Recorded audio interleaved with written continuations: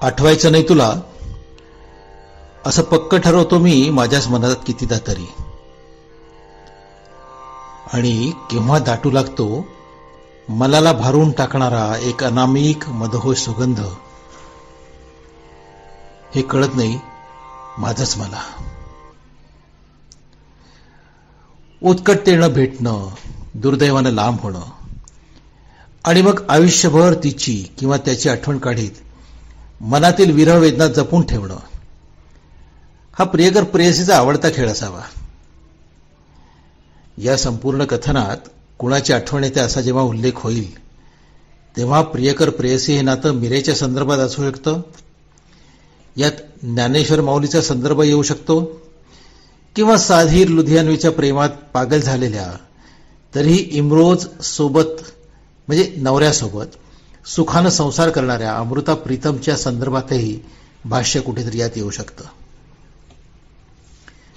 आपल्या आभासी प्रियकराची उदात्त आठवण येऊन त्याच्या विरहात व्याकुळ होणं, ही भावना संत कवींनी शेकडो वर्षापूर्वी अत्यंत उत्कटतेनं उलगडून दाखवली आहे.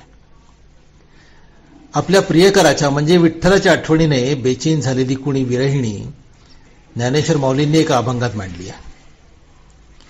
क्षेम लावी जीव उताविळ माझा, म्हणून स्फुरताती बाहू. क्षेम घेऊ दिले तव मीच मी एकली, क्षेम देऊ गेले तव मीच मी एकली, असा वला जीव राहो कानडाव विठ्ठलू कर्नाटक. त्याला आलिंगन देण्यासाठी माझा जीव उतावीळ झालाय, त्यासाठी माझे बाहू स्फुरण पावतायत, परंतु त्याला मिठीत घ्यायला गेले तर मीच एकटी उरले. हा प्रियकर नाहीसा झाला आणि त्याला आलिंगन देण्याची इच्छा माझी अपुरी राहिली. एका प्रेयसीनं प्रियकराच्या आठवणीत व्याकुळ होत त्यातच सामावून जाणं, ही एक अत्यंत नैसर्गिक उत्कट भावना माऊलीनं अभंगातून मांडली आणि प्रेमाला अध्यात्माच्या उंचीवर नेऊन उभं केलं. विवाह संस्था तयार करणाऱ्या समाजाच्या दृष्टीने लग्नानंतर पती आणि पत्नीशिवाय आणखी कोणाची याद करणे हा जघन्य अपराधच म्हणायला हवा ना, तेही 300 वर्षापूर्वी. परंतु संसारी मेरेनं आपल्या भजनातून कृष्णाला आळवताना किणू संग खेलू होली पिया त्यज गया केली म्हटलं आणि समाज व्यवस्थेचे बुरुज कोसळायला सुरुवात झाली. बरं, इतकंच म्हणून मीरा थांबत नाही. ती पुढे म्हणते, श्याम बिना जिएडो मुरझावे मैं तो जल बिन बेली. श्याम बिना जिएडो मुरझावे मैं तो जल बिन बेली, मीरा को प्रभु दरस न दीजो मैं तो जन्म जन्म की चेली, दर्श बिना खड़ी दोहेली पिया त्यज गए है अकेली. तुझ्या आठवणीनं बेजार झाले प्रभू, दर्शन दे दर्शन दे. संत मीराबाईंनी म्हटलं म्हणून हे आध्यात्मिक भजन. माझ्यासारख्या सामान्य रचनाकाराने म्हटल्यास हे एक प्रेमकाव्य. राजस्थानच्या उदयपूर विद्यापीठात मी बऱ्याचदा जायचा. एका सायंकाळी तिथल्या कार्यक्रमात एका मुलीनं मीरेला केंद्रित ठेवून केलेली एक रचना सादर केली. मीरा के जो शाम तेरी याद आवे से, बंसीवाले कान्हा तेरी याद आवे से. इतक्या करुण आवाजात ती आळवत होती कृष्णाला, कृष्णाची आठवण करत होती. मीरा के जो शाम तेरी याद आवे से, बंसीवाले कान्हा तेरी याद आवे से, आशा में नींद मेरी आई मेरे श्याम की दिखे परछाई. मी झोपलेल्या आशेत की तू स्वप्नात येशील, माझा श्याम स्वप्नात येईल. आशा में नींद मेरे आई मेरे श्याम की दिखे परछाई, लागया रोग न दवाई कुछ समझ ना आवे से. लागया रोग न दवाई कुछ समझ ना आवे से, मीरा के जो शाम तेरी याद आवे से, बंसी वाले कान्हा तेरी याद आवे से. कुठल्याही कारणानं तुझी आठवण येते आणि मी सैरभैर होतो. लांब कुठून तरी तुझ्या देहाला स्पर्शून येणारा वारा फेलावतो हा सुगंध त्रिभुवनात. लांब कुठून तरी तुझ्या देहाला स्पर्शून येणारा वारा फेलावतो हा सुगंध त्रिभुवनात आणि चराचरास जाणवायला लागतं अस्तित्व तुझं. मी कुणाची तरी आठवण काढीत वेळापिसा होतोय हे कबूल करायला धाडस लागतं नाही का? होय, मी साहिरच्या प्रेमात वेडी झाली आहे हे छाती ठोक कबूल करण्याचे धाडस अमृता प्रीतमने दाखवलं. लग्नानंतर सुखी संसार करणाऱ्या एका स्त्रीचं हे धाडस अद्वितीय आहे. मीराबाई नंतरचं माझ्या पाहण्यात तरी हे एकमेव उदाहरण. रसिदी तिकीट या आपल्या आत्मकथेत अमृताजी म्हणतात, माझ्या नवऱ्याच्या मागे मी स्कूटरवर बसलेली असायची आणि त्याच्या पाठीवर बोटांनी साहिरचं नाव लिहायची. त्याला माझ्या अक्षरांचं वळण जाणवत असेल. त्याच्या पाठीवर मी कुणाचं नाव लिहिते हे त्याला सहजच कळत असेल. परंतु माझ्या आनंदाकरता त्याने मला कधीही अडकाठी केली नाही. अमृताजींचं वर्तन गैर की बरोबर या वादात मी पडत नाही. परंतु मीरेप्रमाणेच अमृताजींनी आपलं प्रेम आयुष्यभर हृदयात जपून ठेवलं आणि त्याचा सुगंध रसिदी तिकीट नावच्या आत्मकथनाने जगभर पसरवला. अमृता प्रीतमच कशाला, बहुतांश मनामध्ये प्रियकर प्रेयसीचा नाजूक खेळ कायमच द्वंद्व करत असतो. एखाद्या एकांतात मनातल्या मनात का होईना हे स्वीकार करायला काय हरकत आहे? प्रत्येकाच्याच आयुष्यात असे काहीचे नाजूक क्षण कधीतरी आलेले असतातच की. त्यांची आठवण मनात कायम रुंजी घालत असते. आपण नाही बुवा त्यातले. असे येता जाता म्हणणारी सोजवळ दिसणारी माणसंही कुणाची तरी आठवण काढीत इश्काच्या फुफाट्यात पोळलेल्यावर फुंकर घालून दाह कमी करण्याचा प्रयत्न करीतच असतात. आधी खोरपळलेला एखादा कोणीतरी आपल्या जखमांवरची खपली वारंवार काढून स्वतःला रक्तबंबाळ करून घेत असतो. असेल एखादा कोणी अपवाद, पण एरवी या मोहातून सुटलेला कोणी शोधून मिळणं कठीण आहे. झारखंडमध्ये हजारीबाग आहे. तिथला एक शायर आहे अख्तर आझाद. तो म्हणतो, कोई 14वीं का रात का चांद बनकर तुम्हारे तस्वुर में आया तो होगा. कोई 14वीं रात का चांद बनकर तुम्हारे तस्वुर में आया तो होगा. किसी से तो की होगी तुमने मोहब्बत, किसी को गले से लगाया तो होगा. तस्वुर म्हणजे स्वप्न. कोई 14वीं रात का चांद बनकर कोई तुम्हारे तस्वुर में आया तो होगा. किसी से तो की होगी तुमने मोहब्बत, किसी को गले से लगाया तो होगा. आता इथे गले से लगाया तो होगा म्हणजे शब्दशः नाही घ्यायचा अर्थ, तो एक संकेत म्हणून वापरला गेलाय. अख्तर पुढे म्हणतो, निगाहों में शमाए तमन्ना जलाकर तकी होगी तुमने भी राह किसी की. निगाहों में शमाए तमन्ना जलाकर तकी होगी तुमने भी राह किसी की. किसी ने तो वादा किया होगी तुमसे, किसी ने तो वादा किया होगा तुमसे, किसी ने तो तुम्हें भी रुलाया तो होगा. आठवण आठवण आठवण. कुठेतरी उन्हाळक्या करीत हिंडत फिरणारे ढग सुद्धा येतात कासावी शोध घ्यायला या सुगंधाच्या उगमाचा. कुठेतरी उन्हाळक्या करीत हिंडत फिरणारे ढग सुद्धा येतात कासावी शोध घ्यायला या सुगंधाच्या उगमाचा आणि कोसळता तृप्त होत सर्वस्व द्यायला आनंदानं. तेव्हा सचैल भिजतो त्या वर्षावात मी. तेव्हा सचैल भिजतो त्या वर्षावात मी. न कळतच प्रत्येक थेंबात दिसायला लागते तस्वीर तुझी. आठवणी फार छळतात नाही माणसाला. त्यातही कोणा लाडक्या माणसासोबत घालवलेले क्षण आठवले की मनाची होणारी उलघाल फार विचित्र असावी. कोणाला सांगणं शक्य नसतं आणि मनात साठवून ठेवणं जड जातं, असा काहीसा अनुभव. आमचेच मित्र आहे भोपाळ्याला विवेक सावरीकर. त्यांचं म्हणणं आहे, तन्हाइयों में जब तुम्हारी याद आती है, तन्हाइयों में जब तुम्हारी याद आती है एक जज्बात भरी गजल बन जाती है. हिच्या मिठीत तुझी ऊब शोधणं नाही बरं, मी तुला विसरत चालतोय हे मात्र खरं. असं म्हणत प्रेयसीला विसरायचा प्रयत्न करणारे मुंबईचे किशोर कदम म्हणजे सौमित्र हे जेव्हा हळवेत होतात ना, तेव्हा आठवणींच्या भावनांनी ओथंबलेली कविता जन्माला येते. मिलिंद इंगळेनं या कवितेला स्वरात बांधलं आणि अरुण दातेंच्या आवाजात त्याचं सर्वांग सुंदर गीत तयार झालं. दिस नकळत जाई सांजळ रेंगाळून राही, दिस नकळत जाई सांजळ रेंगाळून राही, क्षण एकही न ज्याला तुझी आठवण नाही. सौमित्र पुढे म्हणतात, असा भरून ये उर जसा वळीव भरावा, अशी हुर हुर जसा गंध रानी पसरावा. रान मनातले माझ्या मन भिजून या जाई, रान मनातले माझ्या मन ग भिजून या जाई, क्षण एकही न ज्याला तुझी आठवण नाही, दिस न कळत जाई सांज वेळावत राही. भूली हुई यादों मुझे इतना न सताओ,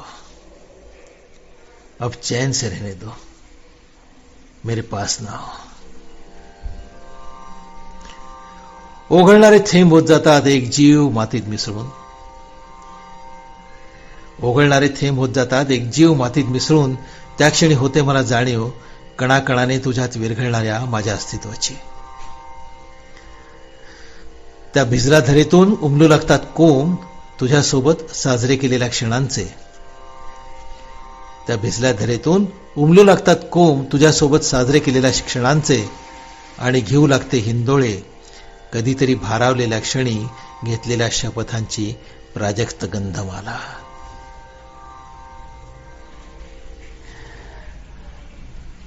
आयुष्यातील सर्वात मोठी वेदना म्हणजे तिची आठवण. तिची आठवण याला औषध नाही, ही विसरता येत नाही, आणि ही आठवण तिला परतही देता येत नाही. दर्द जब दिल में हो तो दवा कीजिए, दर्द जब दिल में हो तो दवा कीजिए, दिल ही जब दर्द हो तो क्या कीजिए. हमको फरियाद करनी आती है, अब सुनते नहीं तो क्या कीजिए. मौत आती नहीं कहीं गालिब, कब तक अफसोस जिस्त का कीजिए. गालिबचा शेर आहे. जिस्त म्हणजे वेदना. मी दादा तयार आहे माझं दुःख सांगायला ग, पण तू ऐकायलाच तयार नाही, मी तरी काय करू. नुसतं मला हा त्रास आहे तो त्रास आहे असं कोणाच्या कानी कपाळी किती वेळा ओरडलं ते सुटका थोडाच आहे. ठीक आहे मग आहे ते स्वीकार करायचं. गमगीन आयुष्य कसं तरी ओढीत तुझी आठवण काढीत शेवटल्या दिवसाची वाट पाहायची बस. मिलिंद जोशी लिहितात, एक आठवण तू आल्याची, एक आठवण तू आल्याची, एक आठवण तू गेल्याची. एक आठवण तू आल्याची, एक आठवण तू गेल्याची. या दोन्हींच्या मधोमध काळ उभा वाट पाहत, या दोन्हींच्या मधोमध काळ उभा वाट पाहत तू येण्याची किंवा मी जाण्याची. कुणासोबत वेचलेल्या क्षणांची आठवण यावी आणि ती व्यक्ती आपल्या जवळ नसावी. इतकंच नव्हे तर आपल्या भावना त्या व्यक्तीपर्यंत पोहोचण्याची शक्यताही नसावी. तेव्हा काय वाटतं? माझा अनुभव सांगू. आपलं हृदय बाहेर काढून कोणी पिळतंय ही जाणीव असते तेव्हा. किती शक्तिशाली व्यक्ती असू दे, कुणाच्या आठवणीने आगतिक झाली की काही क्षणासाठी का होईना कोसळते. काळीज चिरणारी ही भावना, आठवण आणि ग्रेस समोर येणार नाही असं शक्य आहे का? ग्रेसच्या एका चिरतरुण कवितेला याच वैभव जोशींनी आपल्या शब्दात मांडलं. सृजनाच्या पाणोट्यावर येतात प्रवासी पक्षी, विजनावर तरंग उठतो डोळ्यात उमळते नक्षी. सृजनाच्या पाणोट्यावर येतात प्रवासी पक्षी, विजनावर तरंग उठतो डोळ्यात उमलते नक्षी. सुख विधवा होते माझे अन दुःख सवाशिण होते, भय इथले संपत नाही मज तुझी आठवण येते. मेघांच्या आडोशाने झाडात उतरते ऊन, मेघांच्या आडोशाने झाडात उतरते ऊन. कशी द्याला कळे कळे तो आतून उसवते वीण. विष बाधित एकांताला जांभळे निळे पण येते, भय इथले संपत नाही मज तुझी आठवण येते. कुणाची आठवण यावी, आपण मान झटकून आठवण झटकून टाकावी असे शक्य आहे का? उलट आठवणी जितक्या दूर साराव्या तितक्या त्या सलगी करतात मनाशी. माणूस अधिकाधिक गुरफटायला लागतो त्यात आणि नुसतं भोगत राहतो ते क्षण असहाय्यपणे. हे असंच होतं बघ. केव्हा तरी ठरवतो पक्क आठवायचं नाही तुला, आणि अचानकच लागतो भरकटायला. अस्तित्व हरवलेला मी होतो सैरभैर, फक्त आणि फक्त आठवणीत तुझ्या.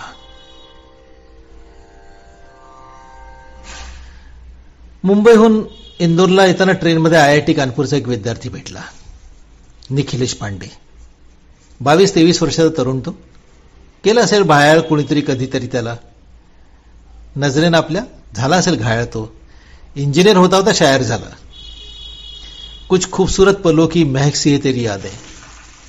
मला सांगत होता, कुछ खूबसूरत पलों की सी महक सी है तेरी यादें, सुकून ये भी है कि ये कभी मुरझाती नहीं. तुझ्या सुगंधित सुंदर आठवणी कायम माझ्या उराशी कवटाळून बसलोय, कधी न कोमेजण्यासाठी. आणि हो, हे मी का करतोय याचं कारणही त्याने सांगितलं बरं का.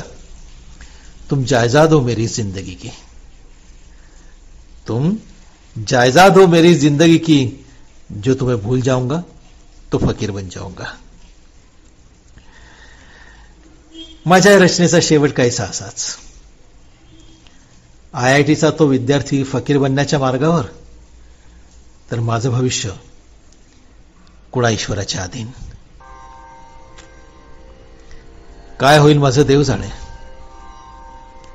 काय होईल माझं देव जाणे. गुरफटूनच राहायचं म्हटलं तुझ्या आठवणीत तर.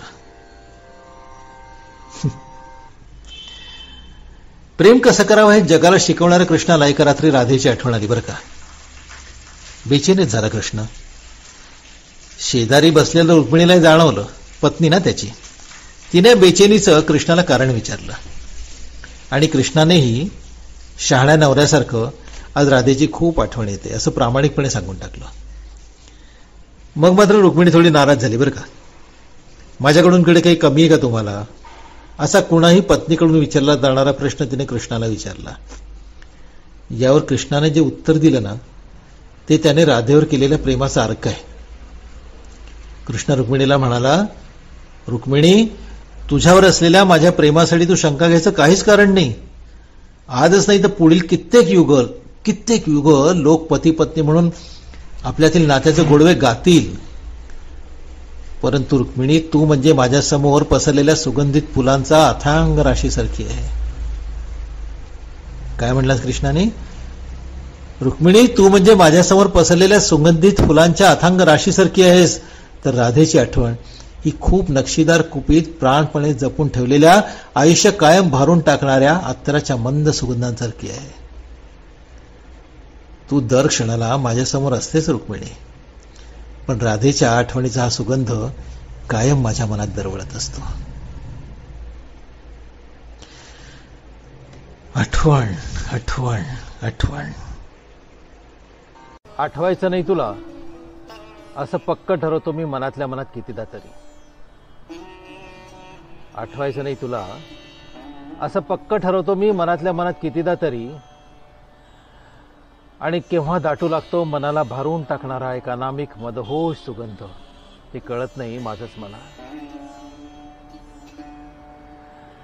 आठवायचं नाही तुला असं पक्क ठरवतो मी मनातल्या मनात कितीदा तरी. आणि केव्हा दाटू लागतो मनाला भारून टाकणारा एक अनामिक मदहोश सुगंध, हे कळत नाही माझंच मला. लांब कुठून तरी तुझ्या देहाला स्पर्शून येणारा वारा फेलावतो हा सुगंध त्रिभुवनात. लांब कुठून तरी देहाला स्पर्शून येणारा वारा फेलावतो हा सुगंध त्रिभुवनात. आणि चराचरास जाणवायला लागतं अस्तित्व तुझं. लांब कुठून तरी तुझ्या देहाला स्पर्शून येणारा वारा फेलावतो हा सुगंध त्रिभुवनात. आणि चराचरास जाणवायला लागतं अस्तित्व तुझं. कुठेतरी उन्हाळक्या करीत हिंडत फिरणारे ढग सुद्धा येतात कासावीस होत शोध घ्यायला या सुगंधाच्या उद्गमाचा. कुठेतरी उन्हाळक्या करीत हिंडत फिरणारे ढग सुद्धा येतात कासावीस होत शोध घ्यायला या सुगंधाच्या उद्गमाचा. आणि कोसळतात तृप्त होत सर्वस्व द्यायला आनंदानं. आणि कोसळतात तृप्त होत सर्वस्व द्यायला आनंदानं. तेव्हा सचैल भिजतो त्या वर्षावरती. नकळत प्रत्येक थेंबात दिसायला लागते तस्वीर तुझी. न कळतच प्रत्येक थेंबात दिसायला लागते तस्वीर तुझी. ओघळणारे थेंब होत जातात एक जीव मातीत मिसळून. ओघळणारे थेंब होत जातात एक जीव मातीत मिसळून. त्या क्षणी होते मला जाणीव, त्या क्षणी होते मला जाणीव कणाकणाने तुझ्यात विरघळणाऱ्या माझ्या अस्तित्वाची.